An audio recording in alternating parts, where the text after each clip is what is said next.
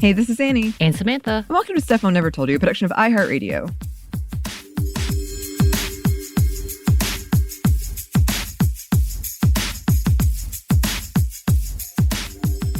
And welcome to another happy hour where it's not a and wine this time around because I'm trying to make it a little more happier. It's more of a confessional, we'll say, for this happy hour. But before we start, just FYI, we're not being sponsored by anything we mention. If we do mention any products at this time, that could change. We all know that. And if you are doing the actual happy hour as if we were together in a happy hour, just chilling, be responsible. You know, do you, but in a adult fashion, in a way that is responsible. Anney, are you sipping on anything? Mm-hmm. I made margarita. Ooh. Yes. I'm trying to... Oof. I mean, I know I've been complaining about it for a while, but my refrigerator situation is real bad. So I'm trying to clear out space. And I still have some of that mezcal that you really? Oh, yeah. So I'm trying to So you're using that up real good? I mean, I still got quite a bit left, but yeah. All right. Yeah. I like it. I like it. Mm-hmm. You should do you. And if that's a part of your doing, which is getting rid of everything, you do you. It's bad. It's really bad. Well, so we went out last night. We have this thing where quarterly we get together, celebrate what we've been doing with Sminty, and eat oysters because I love oysters. Like so much oysters. So we went out last night and celebrated what we were doing, talking about the things we want to do for the future and eating good oysters. And that involved 2 adult beverages. And for me, that was too much. My head was hurting. So today I am keeping it with my water, bubbly water with some strawberry flavor because my pineapple flavor is gone. Oh, apparently it's only available in Canada and I can't order it. So Canadian friends, send me some. I'm just kidding. But I thought that was so weird to me. I was like, why is this not available in the US? I don't understand. I'm very sad. But anyway, but that's how I'm keeping it today because I still have a small headache because yes, over 40 means feeling like you have a hangover when you shouldn't be having a hangover. Anyway. There's a wine bit, but today I kind of wanted to explore the fact that there's comfort meals. And for comfort meals, what does that mean? So today is March 28th, 2024, right before Easter. So surprise.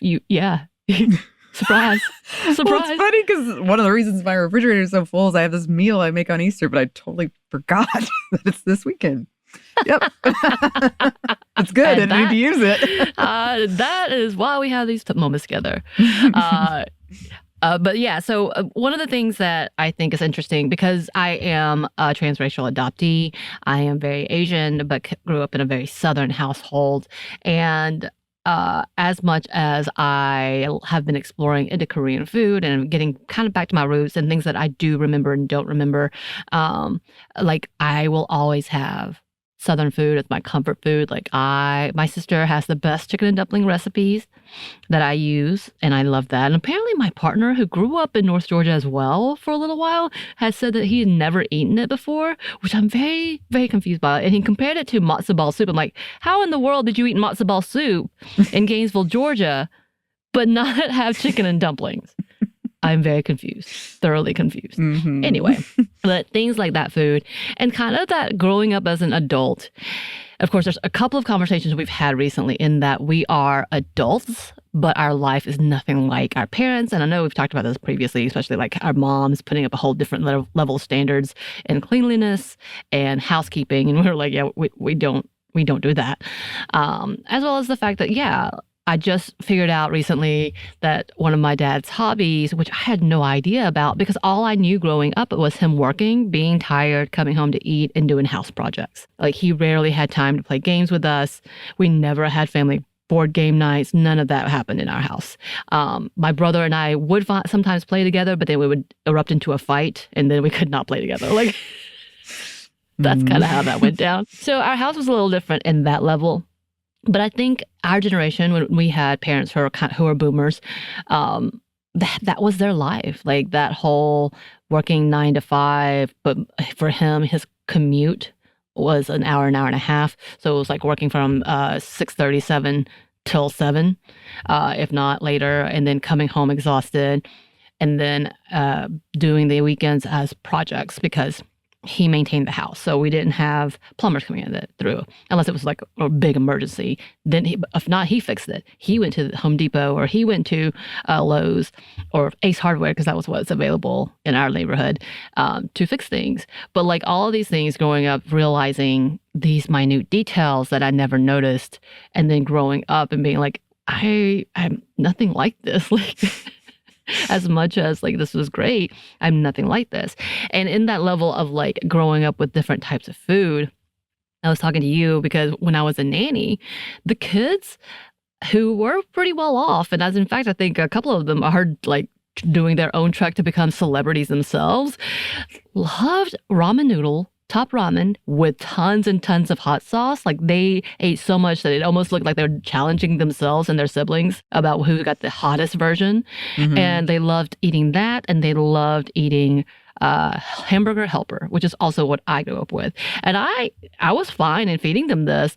They're very active kids, so it wasn't like any health issues had arisen or we were concerned about that. As obsessed as the mom was about her features and her weight, she never really put that onto her kids. Of course, the kids learned just from watching her, but she was happy with them being fed. The grandmother, the mother of the mom, was a great cook, actually. She was amazing, but I think she was Filipino, part Filipino, but she did a lot of Asian dishes that the kids loved. So, like, I love that aspect, but seeing that was like, oh, this is like my childhood who lived in not so rich house, but those foods were comforting. And when I would eat it with the kids, because obviously if I made it for them, I would have to eat with them. It was delicious. And it's been a minute since I've had hamburger helper, Anney, but I sometimes crave that. I do too.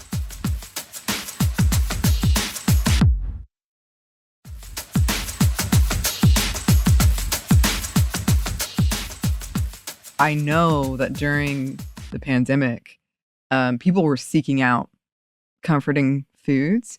And one of the things my mom, like an easy thing she would make, was a hamburger helper chicken Alfredo. And I'm sure it had so much sodium and it was like calorically dense, but I loved it. And I couldn't find it during the pandemic. And I was like, I just really want this comforting, simple, salty, delicious, carby thing that I remember from childhood. And I still can't find it. Oh, they might have discontinued it. Yeah, like, this could be I'm wondering how different everything is because, you know, we're definitely now at the age where things have changed. The tastes have changed. The recipe has changed, all the different ways. Because, yeah, so like I haven't had hamburger helper, but one of the things that I would eat as a kid. So again, Southern home. My dad's parents actually had a small enough like farmland-ish, but they would grow things. So you would get homemade corn, cream corn, fried okra, deep fried okra in lard, you know, or like deep vegetable oil, like it was real fried. Then green beans, especially string beans that they had made with at least like a ham hock, if not some other part of the meat, bacon fat, whatever, as well as cornbread and the skillet cornbread. Not the sweet one, though. It was always the cakey one, but it had the good, like, brown, crisp edges, as well as mac and cheese. Now, the mac and cheese, I don't think I ever had homemade mac and cheese with my family. I think they always did box mac and cheese. Like, I'm trying to remember, like, people who did make mac and cheese were the fancy people. Yes. Outside of that, they just went and bought the Velveeta cheese, and that's what we had as part of our meal. And growing up, my siblings and I would make what we would call a hodgepodge of these. So we would take all the veggies, put it together. So corn, green beans, okra, and the mac and cheese in a giant bowl, and then just crumble the cornbread into it and make it a giant mix. And we'd call it the hodgepodge meal. And I craved that as an adult all the time, to the point that I definitely have to do it at least 2 or 3 times a year, which was quite funny because my partner and I used to joke that he would make the Asian foods, who was white. He is very white. And I would make the country food, who was very Asian. Like, right. It was such a like split dichotomy. I was like, yeah, this is what I like. And like the feeling of like coming into, I literally made canned green beans because I would love the homemade, but we don't have we don't farm here. Like we're in Decatur, so it's not accessible. All the things we have had issues with trees in the house. And he wants to have all this garden, but I'm like, I'm not doing it because I killed basil. I'm very sad about this. Oh no. I'm still traumatized recently. But like having canned green beans, there's this creamed corn that's frozen in a package you get in the freezer vegetable aisle, and that's like the best. I mean, that's the best I've had in a while, even compared to like I've made homemade cream corn. It's an endeavor.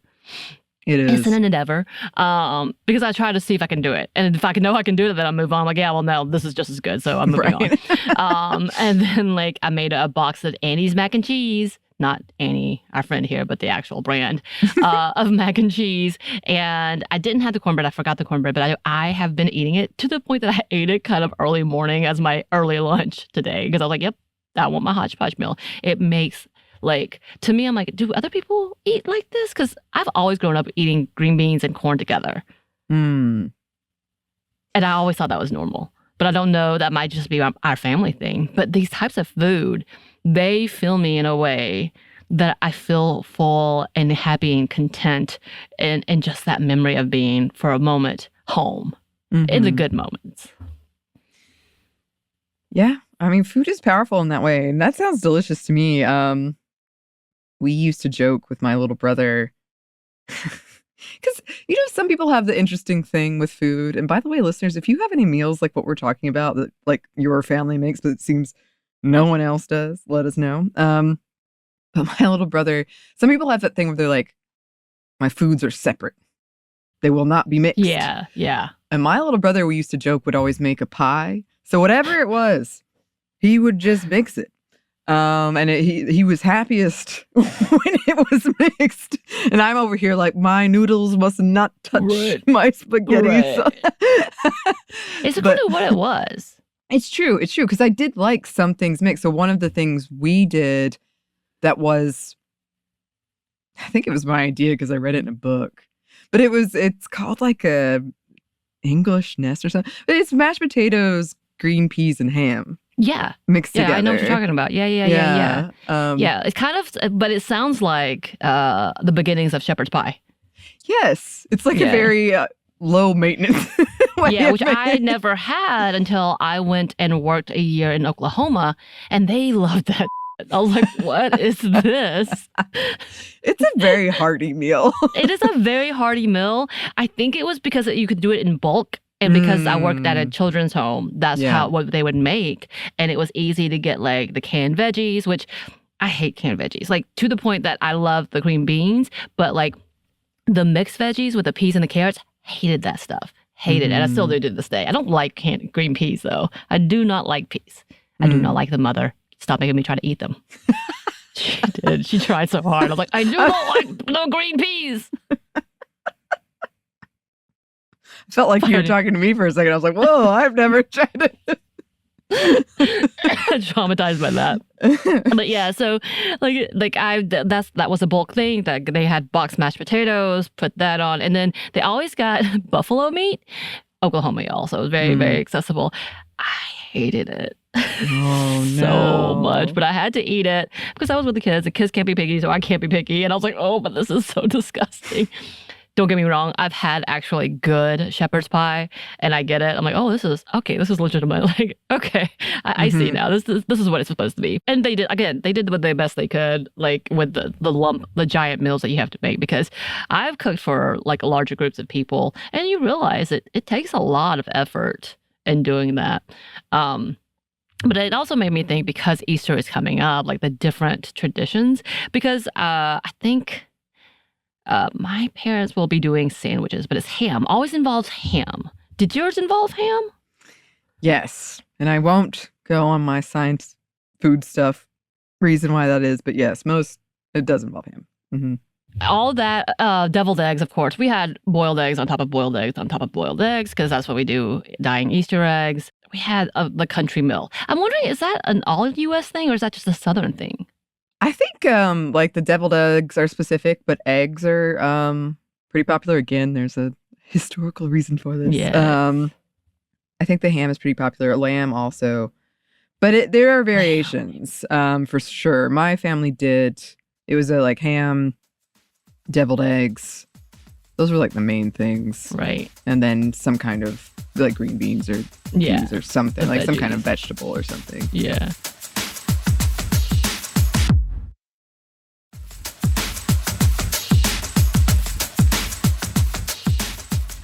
Yeah, I was looking to see what other countries would do. Mm-hmm. So this is from trytheworld.com, 11 incredible Easter meals from around the world. Apparently, Austria, Switzerland, and southern Germany have traditionally braided breads, either in the shape of a loaf or a wreath. I'm not going to try to say the word for the wreath. So that sounds interesting. Buns, yeah. Well, I did see a hot cross bun, and it goes to Great Britain, so the UK. And they have the sweet rolls, and that they are marked with a cross to symbolize Jesus's crucifixion. They also do the roast, Sunday roast, which I've never had a Sunday roast, which makes sense because I'm not from the UK, but I kind of want to, but I know that's a big ordeal. Yeah. And then they have the homemade chocolate Easter eggs, which, the Cadbury eggs. We definitely have the Cadbury eggs here. The Philippines has a whole pig and paella and fresh fish. And I know fish is associated with a lot of Easter traditions as well. That's why you can eat fish on Fridays during Lent. Right. Also, if you've never looked it up, lamb cakes. They are cakes that are made to look like lamb, and they're scary looking. Scary? A lot of times they look really scary, and I love it so much. And they have like red jelly, so when you cut it, that's traumatizing. Listeners, please write in. I had never heard of this until like 2 years ago. I think in Europe it's popular, but I know like super producer Andrew, who used to produce this show, he knew about it. Oh, really? Yes. Yeah. So it's a thing. Interesting. Look it up. I'm going to have to look it up. There's a lamb pie in Italy, but I think that's legit lamb. Yeah. Yeah. I think that's like the shepherd's pie with lamb. You're right. Seafood is in Sweden. That sounds like a way to go with cured salmon. Yeah. Pickled herring. Give me some. Looks like Paraguay does chipa, which is a cheese bread. I like cheese and bread. It's made from a yucca starch, which again, that sounds interesting. Easter lamb, Easter bunny is Germany. It's also marbled cake in the form of an animal. So this must be it. Easter cake. Yeah. Easter lamb or Easter bunny. Traditional sweets in Easter in Germany. And it's a marbled cake in the form of an animal. So Germans, let me know. Send us a picture. So good. It's so good. That's interesting. But yeah, I thought that was interesting because I don't think about it. I just thought about it because it's coming up very quickly. And my partner and I were like, what are we going to do? We're going to go to the family's house. Or what are we doing? It's kind of chaotic. It feels like very chaotic. Like holidays don't exist. And I think a part of that for us in that like we do it with family. So without children, we think of it even less because we don't have to do the prep stuff. Like, did I see a cute Reese's Easter bunny? Yes. Did I buy it for my partner who loves Reese's? Yes. Like that's a yes. Like I'll do things like that, but that's the end because I went to the grocery store and saw it. But I don't think I think about the holidays like that as much because there's no prep around.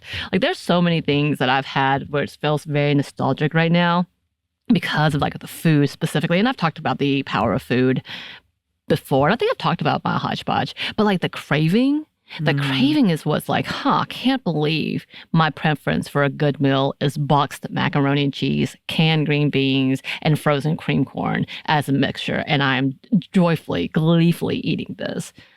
And like I present it to my partner as if I cooked a giant meal. I'm like, there you go. Enjoy my freshly prepared box meal. Hey. He got fed, so. It's delicious, I'm sure. And with Publix fried chicken. That fried chicken's good, y'all. It's good. That's the thing. That's what we were saying when we were talking about it is there's a reason why that during the pandemic, like sales of mac and cheese went through the roof. There's, when you grow up with something that's comforting and kind of simple, but like very salty and flavorful and filling, it just, to me, makes so much sense that you have these strong cravings for it. When you have it, you're like, even if you're not thinking of a specific memory, you're kind of transported a little bit back to, oh yeah, I remember when I had that. There's this feeling of safety. with Yeah. it. And if you can find a moment of safety, and when, especially when you come from chaos, Yeah. that the having those homey moments, it's very important to you. And again, like it also brings back to like the aging and being an adult and being allowed to do this. I'm like, yeah, this is how I'm going to do it. Watch me. Like there's some satisfaction in doing it that way. So yeah, thanks for going down my food journey. I'm probably going to go downstairs in a minute and eat the rest of it. You should. I support this. I support this. And I really hope, I love hearing about people's foods and traditions. And so I really hope listeners, if you have any, whether they be holiday related or just something your family did, I would love to hear them for sure. Absolutely. And if you did a lamb cake. Yeah. Oh, yes.